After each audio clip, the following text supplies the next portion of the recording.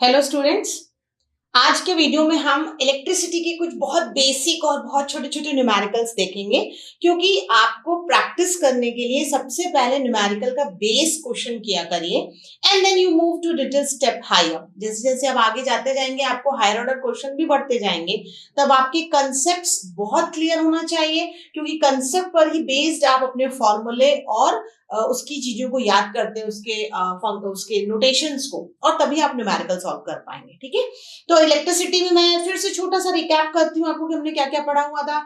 हमने चार्जेस के बारे में पढ़ा है, चार्जेस का क्वांटाइजेशन देखा है जहां Q इक्वल टू N होता है उसकी प्रॉपर्टी। फिर हमने ओम्स का लॉ स्टडी किया है, V इक्वल टू IR, सबसे इंपॉर्टेंट लॉ। और हमने देखा था कि रेजिस्टेंस किस किस फैक्टर पे डिपेंड करता है। तो जो रेजिस्टेंस R होता है, one who oppose the current, जो करंट को रोकता है या अपोज करता है, वो जो R है वो रो L बाय A होता है, यानी लेंथ और एरिया दोनों पे डिपेंड करता है, जहां रो हमारी रेजिस्टिविटी थी। फिर इससे इंपॉर्टेंट हमने कॉम्बिनेशन पढ़ा था, सीरीज कॉम्बिनेशन और पैरेलल कॉम्बिनेशन, जहां हमने दो इंपॉर्टेंट फॉर्मूले देखे थे कि सीरीज में जो R होता है वो R1 प्लस R2 होता है और पैरेलल में जो R हमने निकाला था वो 1 bye R1 plus 1 bye R2 होता है। ये कुछ फॉर्मूलेज आपको बेस जो याद होने चाहिए, तो जब भी हम न्यूमेरिकल पढ़ते हैं कुछ वहां से आपको उठाना और देखना पड़ेगा। हम छोटे छोटे आज सॉल्व करके देखते हैं, बहुत इजी। जैसे पहला क्वेश्चन मैं आपको बता रही हूँ कि battery of 12 volt is connected, battery of 12 volt. तो सबसे पहले गिवन लिखना याद करिए कि 12 वोल्ट की बैटरी है, ये कनेक्ट है। ठीक है, तो वोल्टेज दिया हुआ है 12 वोल्ट का। To the series combination, series combination R equal to R1 plus R2, कितने रेजिस्टर्स हैं? Series combination of resistor 3 ohm, 4 ohm, 5 ohm and 12 ohm. कितने रेजिस्टर हैं? 4 हैं। तो जो R1 दिया है वो 3 ओम है, R2 दिया है 4 ओम है, R3 दिया हुआ है कितना आपका 5 ओम एंड R4 है 12 ओम। सिंपल क्वेश्चन है देखा जाए तो। एक सीरीज कॉम्बिनेशन में 12 वोल्ट की बैटरी है, 4 रेजिस्टर्स लगे हुए हैं। You have to find how much current is flown through the 12 ohm resistor. आपको सिर्फ 12 ओम रेजिस्टर से कितना करंट जाएगा वो निकालना है। तो 12 ओम रेजिस्टर से अलग है और पूरे सर्किट कॉम्बिनेशन पे अलग है। तो 12 ओम लास्ट वाला रेजिस्टर है आपका, तो सबसे पहले आप क्या निकाल लीजिए? इक्विवेलेंट निकाल लीजिए। तो इक्विवेलेंट रेजिस्टेंस कितना हो जाएगा? R is nothing but your sum R1 plus R2 plus R3 plus R4। चारों को ऐड करेंगे आप, 3 plus 4 plus 5 plus 12. So I think when you will add, you will get 24 ohm. Correct? V is given to you. R equivalent, you know, एक ही formula है, V equal to IR. I have to find I, V by R. V है 12 volt की और R हमको equivalent मिल गया है 24, क्योंकि series combination में आपका PD वैरी करता है भले, पर करंट सेम अमाउंट का जाता है। सीरीज में करंट डिवाइड नहीं होता, करंट जो होता है वो पैरेलल में डिवाइड होता है, इस बात का ध्यान रखना पड़ेगा। तो एक के बाद एक है, तो चाहे वो 12 ओम का रेजिस्टर हो चाहे वो 5 ओम का हो, करंट एक ही जाएगा। तो आपने 12/24 नियरिंग 0.5 जो है वो आपका एम्पियर में you will get the answer. Nothing much we have done in the question. ठीक है, नेक्स्ट क्वेश्चन आपका क्या कह रहा है? आई थिंक क्लियर हुआ होगा, hope noted down.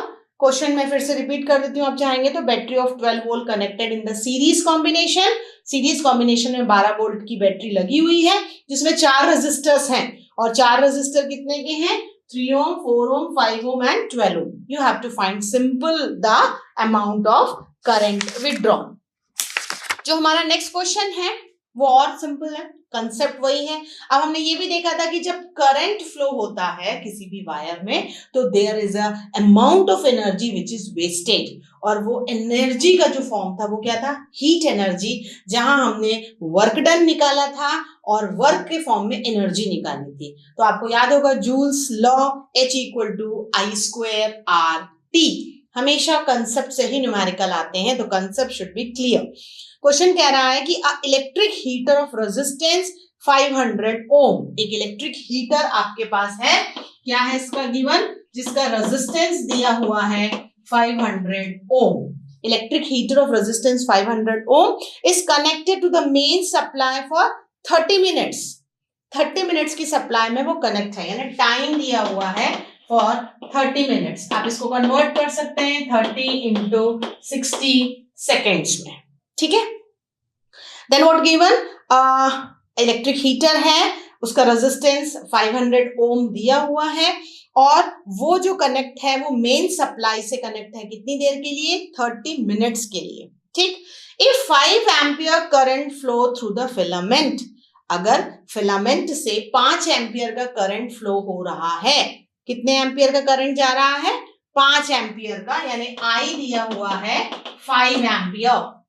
If 5 ampere current flows through the filament, then how much heat energy is produced in the heater?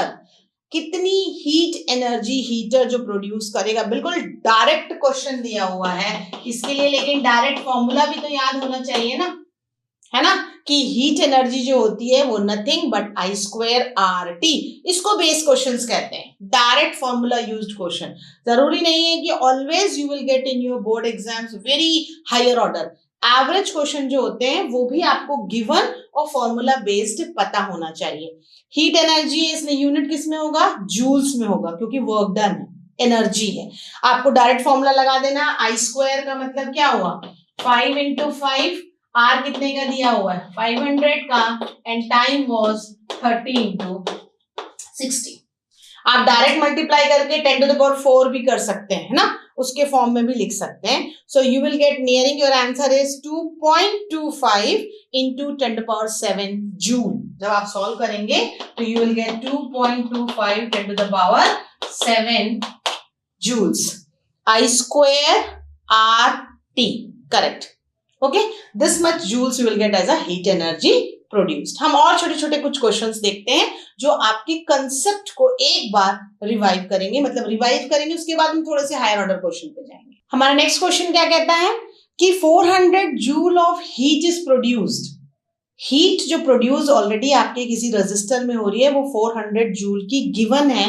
That means H is given to you 400 joules. Okay, it is produced for 4 seconds in a 4 ohm resistor.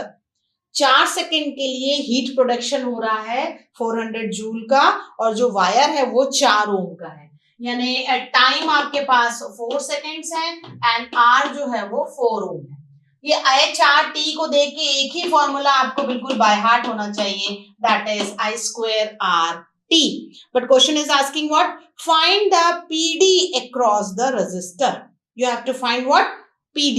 तो आपके पास इसका भी known formula है and that is what, H is equal to V² by R.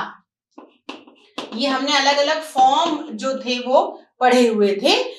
H is equal to V² by RT. HR by T होगा ना. It is V is under root H R by T. Correct? It is H R by T. Time का भी वहां पे H R by T रहेगा in the under root. So this formula is a different, यहाँ पे आपका किसका भी फॉर्म हो रहा है, ये यहाँ मल्टीप्लाई होगा T. तो ये आपका यहाँ पे कहाँ फॉर्म हो रहा है, this will be the form where you will get the potential. ये पोटेंशियल के फॉर्म में आपके फॉर्मूले. तो पहला फॉर्म I²RT हो गया, यहाँ R की जगह Ohm's law V equal to IR, तो वहां R की जगह V बाय I, तो हमको यहाँ एक I कैंसिल हो जाएगा. सो लेकिन हमको जिस फॉर्म में चाहिए हमें वही लेना है. अब आपके पास सारी चीजें दी हुई हैं.